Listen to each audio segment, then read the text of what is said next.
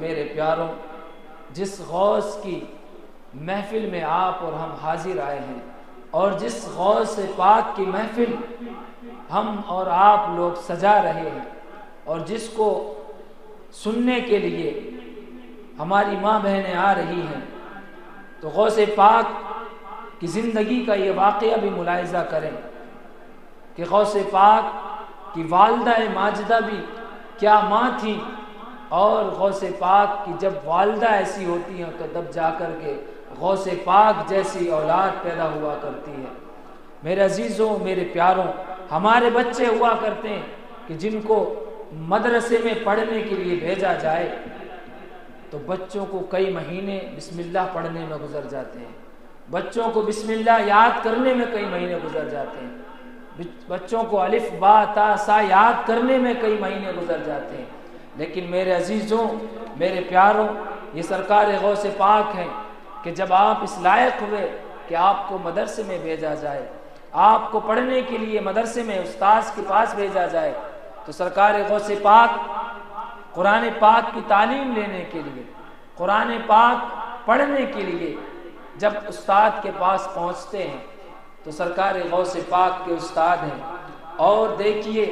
یہ بچہ کتنا با ادب بچہ ہے کہ جب استاد کی بارگاہ میں پہنچتے ہیں تو دو زانو اس طرح با ادب ہو کر کے بیٹھ جاتے ہیں۔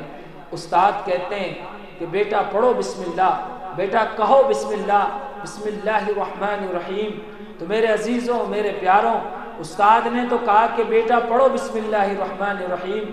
لیکن سرکار غوث پاک ہیں کہ جب آپ نے بسم اللہ پڑھنا شروع کیا تو بسم اللہ پڑھنے کے بعد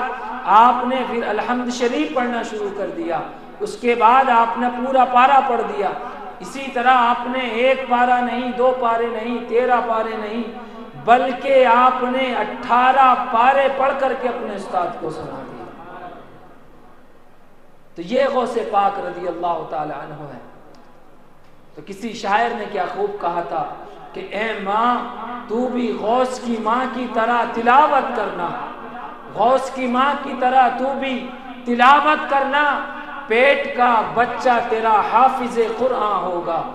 کہ پیٹ کا بچہ تیرا حافظ قرآن ہوگا۔ میرے عزیزوں، میرے پیاروں، سرکار غوث پاک کے استاد محترم نے جب دیکھا کہ بچہ اتنا ہونہار ہے کہ بچے کے گھر والے اس کو بسم اللہ خوانی کرانے کے لیے مدرسے میں لائے کہ ہمارا بچہ بسم اللہ پڑھ لے گا، ہمارا بچہ قرآن پاک پڑھنا سیکھے گا، لیکن آپ کے استاد نے کہا بیٹا اب یہ تو ذرا بتاؤ کہ یہ 18 پارے آپ نے یاد کس سے کیے ہیں؟ تو میرے عزیزوں، میرے پیاروں، آج کل کی ہماری ماں بہنوں کو، ہم سب کو اس چیز سے درس لینا چاہیے کہ چھوٹے بچے کو، جس کو ہم سمجھتے ہیں کہ بچہ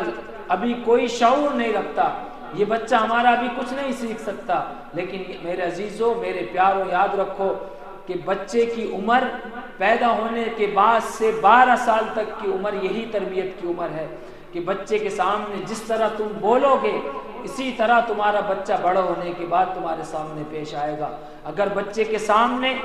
تم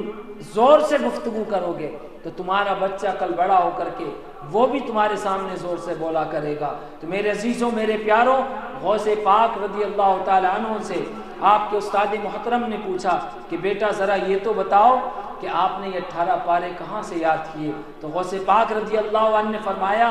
کہ استاد محترم، میری والدہ محترمہ 18 پاروں کی حافظہ ہیں۔ وہ جب میں اپنی ماں کے شکم اطہر میں تھا، جب میں اپنی ماں کے پیٹ میں تھا، تو میری والدہ محترمہ جب بھی ان پاروں کو پڑھا کرتی تھی، میں نے وہ پارے سن کر ماں کے شکم میں یاد کر لیے۔ یہ غوث پاک ہے میرے عزیزوں۔ لیکن ہمیں نصیحت حاصل کرنا ہے۔ ان محفلوں کو سجانے کا مطلب یہ نہیں کہ صرف آپ آئیں اور سن کر کے بیان چلے جائیں، نہیں، ان محفلوں کا مطلب یہ نہیں ہے۔ ان محفلوں کا مطلب ہے کہ جب آپ آتے ہیں تو ان محفلوں سے کچھ لے کر کے جائیں، محفلوں سے کچھ سیکھ کر کے جائیں۔ اچھا، ایک چیز یاد آ رہی ہے، یہ بتائیں کہ ورد قادریہ کتنے لوگ پڑھتے ہیں؟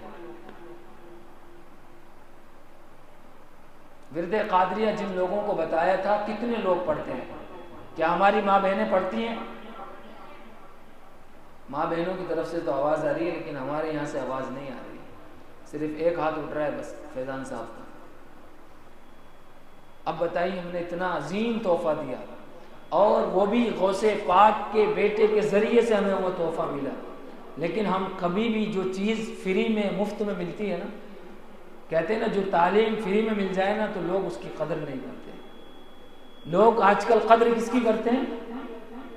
جہاں پیسہ خرچ ہوتا ہے، جہاں خود کو جا کر کے پریشانی اٹھانی پڑتی ہے،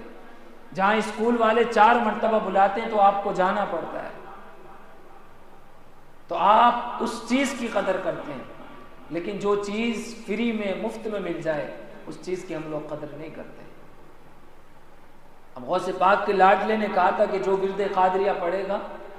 وہ غوث پاک کا قریبی ہو جائے گا، غوث پاک اس سے قریب ہو جائیں گے، اور اتنا قریب ہو جائیں گے ورد قادریہ کا ورد کرنے سے کہ جیسے کوئی شخص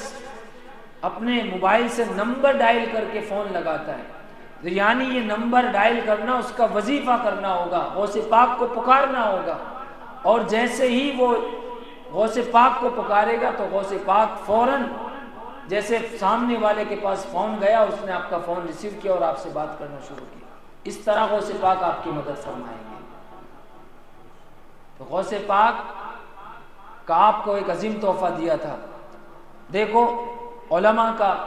حق ہوتا ہے کہ آپ تک جو دین کی بات ہے وہ پہنچا دیں، لیکن ہم چاہتے ہیں کہ وہ چیز آپ تک پہنچائیں بھی، آپ اس پر عمل بھی کریں۔ اب دیکھو، غوث پاک کی والدہ ہیں، اگر ہماری ماں بہنیں بھی اس چیز پر عمل کریں کہ جب اللہ ان کو خوشیاں عطا فرمائے تو ہماری ماں بہنوں کو چاہیے کہ وہ قرآن پاک کی تلاوت کیا کریں، نعت پاک پڑھیں، نہیں پڑھنا آتی تو کم سے کم موبائل میں لگا کر کے سنا کریں۔ کیوں؟ وہ جو تم ساری ایکٹیویٹیز کرو گی وہ تمہارے بچے کو بر اثر کرے گی، اور اس کے اوپر سائنس ریسرچ کر چکی ہے، اس کے اوپر سائنس نے ریسرچ کر لیا ہے کہ ماں جو بھی اپنا عمل کرتی ہے دنیا کے اندر، تو اس کے پیٹ میں جو بچہ ہوتا ہے اس بات کا اس کے بچے پر اثر پڑتا ہے۔ حتیٰ کہ اگر ماں کو کسی چیز کی تکلیف دی جائے، اگر ماں کو ٹینشن دی جائے، ماں کو اگر مارا جائے، تکلیف دی جائے، تو اس تکلیف کا اثر بھی اس کے بچے پر جایا کرتا ہے۔ اب آپ اندازہ لگائیں کہ جب مارنے کا اثر ماں کے پیٹ میں بچے پر اثر ہو سکتا ہے، تو کیا ماں جب قرآن پاک پڑھے گی تو اس کا اثر بچے پر نہیں ہوگا؟ یہی وجہ تھی کہ پہلے کے لوگ، پہلے کی مائیں قرآن پاک کی تلاوت کیا کرتی تھی، جب کھانا بناتی تو بسم اللہ الرحمن الرحیم پڑھ کر کے کھانا بنایا کرتی تھی، قرآن پاک پڑھتی رہا کرتی تھی، کچھ نہ کچھ اللہ اللہ کا ذکر کیا کرتی تھی، تو ان کے کھانوں میں برکت ہوتی تھی، کھانوں میں لذت ہوتی تھی۔ آج ہم یوٹیوب، فیس بک پر کسی نے لکھ دیا کہ بڑے ذائقے دار دال بنانے کا طریقہ، تو ہم بس اسی طریقے پر عمل کر کے سوچتے ہیں کہ شاید دال بڑی مزہ دار بن جائے گی، لیکن پتہ لگتا ہے کہ وہ بنانے کے بعد بھی دال ویسی کی ویسی رہ جاتی ہے۔ لیکن اگر آپ بسم اللہ پڑھ کر کے بنائیں تو انشاءاللہ العزیز اس میں ذائقہ تو آئے گا ہی آئے گا، اللہ اس میں برکت بھی پیدا فرمائے گا۔ تو میرے عزیزوں، میرے پیاروں، یہ سرکار غوث پاک ہے کہ جن کی 11ویں منانے کے لیے ہم لوگ حاضر آئے ہیں، اور غوث پاک کی 11ویں سے جو کچھ آپ کو سبق دیا جا رہا ہے اس سبق کو آپ یاد رکھیں، اس پر عمل کرنے کی کوشش کیا کریں۔ سرکار غوث پاک ایسے ہی غوث نہیں بن گئے، سرکار غوث پاک نے مہینوں مہینوں کھانا نہ کھا کر کے زندگی گزاری ہے، تب غوث بنے، تب جا کر کے اللہ کے محبوب بندے بنے۔ شیطان نے آپ کو بہکانا چاہا، شیطان نے آپ کو ورغلانا چاہا، لیکن سرکار غوث پاک رضی اللہ تبارک و تعالی عنہ نے اتنے مجاہدات کیے، اتنی مشقتیں اٹھائیں، اتنی پریشانیاں برداشت کی کہ اللہ رب العزت نے ان کو ہر امتحان میں کامیابی عطا فرمائی۔